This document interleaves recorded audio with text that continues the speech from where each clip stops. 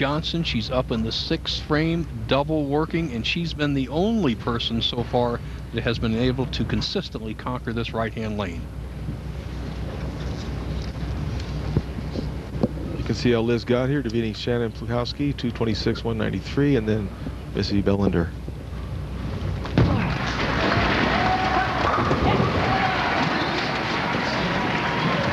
Deandra, I know you're involved in not only the bowling, but you're heading up to a great event, the Women's Sports Foundation dinner. That's coming up, isn't it? And so is the winner of whoever wins today. The Women's Sports Foundation really has done more for women in sports than any other organization. It's founded by Billie Jean King the Great, and it's just a great honor to be in a room full of the best athletes in the entire world and being there representing bowling. It's just a very, very special event.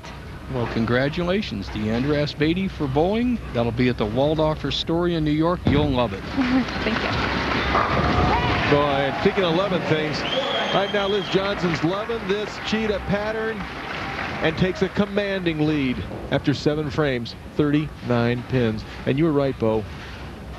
Lynda Barnes has got to get it going on this right lane. The time is now.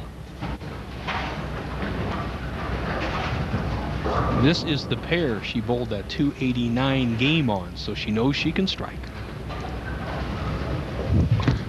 She moved a little right, and she asked for it to sit, and she leaves the 4-9. The ball just a little bit left all the way down the lane. Seemed a little bit slow as well.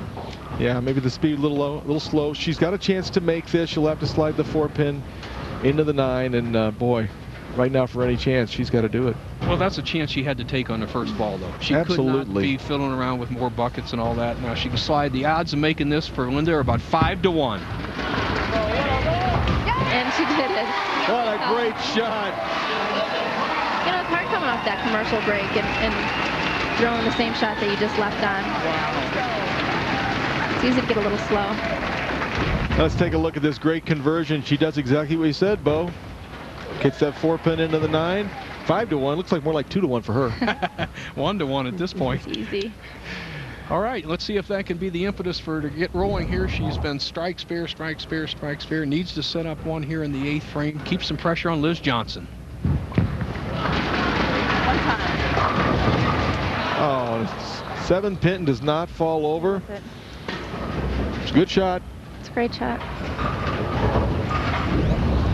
We'll take a look at the 5-pin. It's going to go over toward the 7, but just not enough energy to get to it. Seen that shot a number of times, Marshall, today.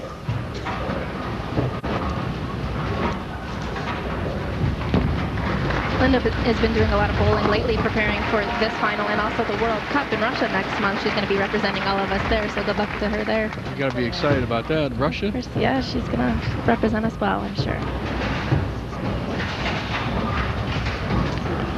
Take a look at Liz's cat stats.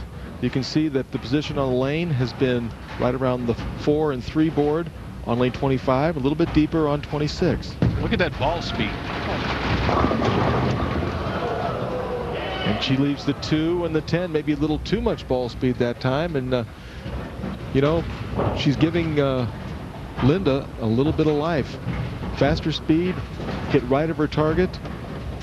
Well, that was part of your keys to victory for Liz Jonson, not to throw the ball through the break. That's the first time she's done it. Now, is she going to go for this split in this situation or keep the pin count up? I think she goes for it. Me too. And she makes it. Look at these ladies shoot these splits, Bo. Putting on a show here, putting on a show. You know, Deandra, Liz said that the ladies are more accurate. Well, she's proving it. Bang. Yeah, like she does it every day. Well, that was sure an answer to that 4-9 and also making up for that 2-10 split, which is a common split today in bowling. It wasn't years ago because balls didn't hook as much. So let's see if she can really put the pressure on Lynda Barnes. Lynda Barnes has a possible 219. Liz Jonson going at a 237 pace. Well, a strike here would all but wrap it up. Perfect shot right there.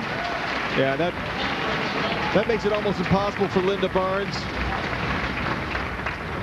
Well, Deandra, we've had the luxury of having you up here in the announce booth for most of the commentary of it. Good luck in Russia. Good luck at the Women's Sports Foundation dinner, and thank you very much for joining us. I hope you do it again. Thank you very much for having me. It was a pleasure.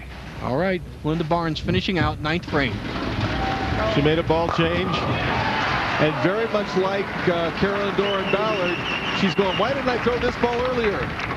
But her family still loves her. Well, there's a lot to be learned, Marshall, in changing balls today. It isn't the old school of what you and I did, take one ball, bowl with it for a couple of years. And make it work. And make it work. And it's really probably to get the big scores, you do need to make those ball changes. I'd like to see Lynda finish out real strong here, a respectable 219.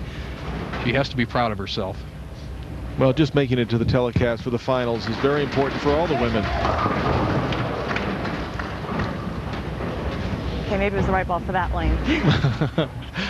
Well, you know, it's just how you play it, and we've seen it. We said it before. Liz Jonson only has experience on this. Deandra said she has the best shot, and really it's the least amount of hook with the most speed without throwing it through the break, and that's carried her to victory here. Absolutely. I think if Liz could pick a condition to bowl on, she'd want to bowl on this outside cheetah condition. And Barnes misses the spare. Really doesn't make it much difference right now. What a great sport. Jonson just finishing up right now. Jonson wants to make sure she makes a good shot on this lane. She left the 210 last time. She needs to prepare herself physically and mentally for the championship game against Shannon O'Keefe. Possible 257. That locks it right there. All right, Jonson's the winner. Coming up after this break, Christine will chat with the